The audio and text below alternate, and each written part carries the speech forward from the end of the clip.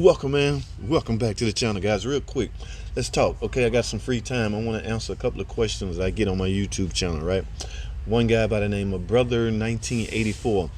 He basically want to know which Grand Cherokee. He coming from a small body Cherokee, latitude, things like that, and he want to transfer, or he want to move up to the Grand Cherokee mark. Now, his biggest concern is which model should he get to avoid what y'all have dubbed the Pentastar tick. I don't like that terminology, guys. We got to stop that. All right. Now, I'm assuming, let's do it this way, okay? Because certain Grand Cherokee models, that's a split year where the generations changed, okay? So let's do it like this. You're trying to avoid Gen 1 and Gen 2. Maybe that's what you're trying to say. Now, there's another generation called a Generation 3 was released on the Grand Cherokee side back in 2016, guys. So yes, the 2016 model Grand Cherokee is equipped with the Generation 3 Pentastar engine. That engine, the valve train was redesigned, okay? It used a totally different valve train, not as much, nowhere near as many ticking issues. In fact, I have yet to work on one with a ticking problem. Okay, have I seen anybody else working on one? Absolutely.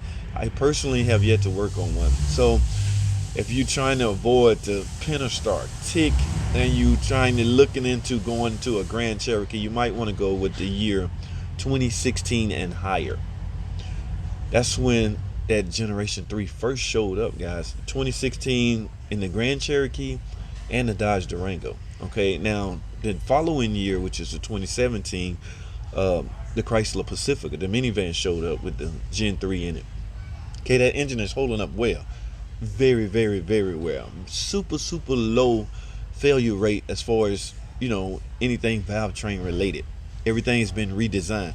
That engine now has equipped with an EGR and an EGR cooler. Okay, lots of, yes, emissions are so much better on that thing. Performance is so much better. You even get a little bit more horsepower. So my answer to your question is, let's go for a 2016 or higher model Grand Cherokee if you're trying to avoid any of the plague that was plaguing down or bogging down the Gen 1 and the Gen 2 Pentastar. All right, good choice, my dude. The Dodge Durango is pretty much similar. Okay, same thing. 2016 or higher, you get the Gen 3 engine. So that's my answer to anybody that asks for opinion on how to avoid.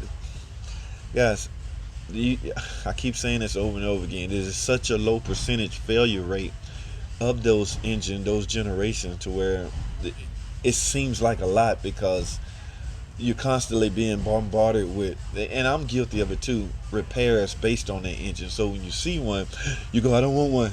No. Yeah, so it's just one of those things. But let's go for the Gen 3 and the Grand Cherokee from a 2016 and higher standpoint. All right, buddy. Brother 1984. I hope that answers your question. All right, that's all I have, man. Thanks for watching. Comment, subscribe, and I'll see y'all in the next video.